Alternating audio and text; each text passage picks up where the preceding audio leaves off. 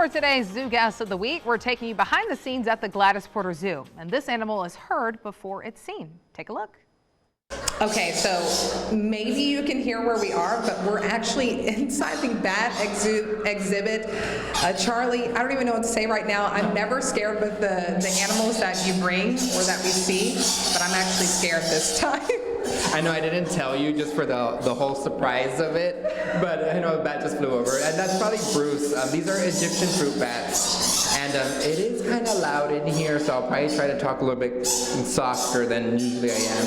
But right now they have one of their little enrichment programs, which is they put bananas inside of, like, they just made like one of those little cones, like safety cones, a small one, and they just cut it, and the bats will just go there and sneak up on it and just kind of like eat food.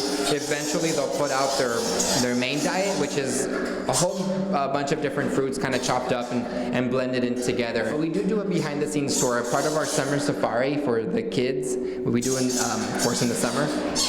This is one of the exhibits that they'll come in and like interact with the bats. So we've had like about 8 or 10 students in here, like just staring at the bats, and sometimes they'll land on them, but they don't really do much. Yeah, luckily they're flying over our head, but they're not. Oh, they're quiet. Maybe they like the soothing voice of a woman. Yeah, I think they like your voice better.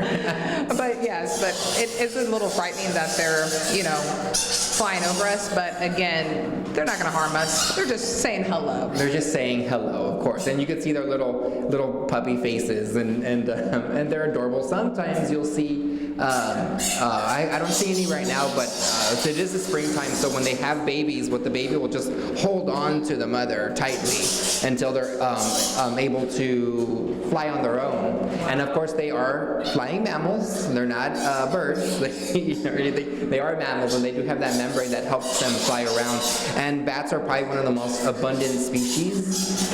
And there's so many different types of bats.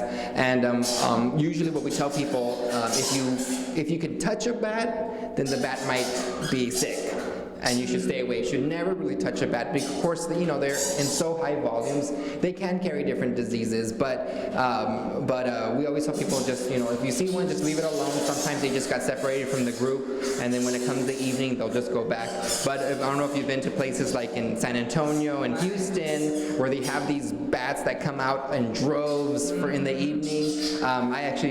We both used to live in Houston, and there was this one area that these bats that people would just line up for, and they're incredible. They're so beautiful. It's something very interesting to see. So if you love a different type of animal to experience, you should come out and maybe schedule a behind-the-scenes tour for the bat exhibit. Yeah, if that's your thing, you definitely have to do it.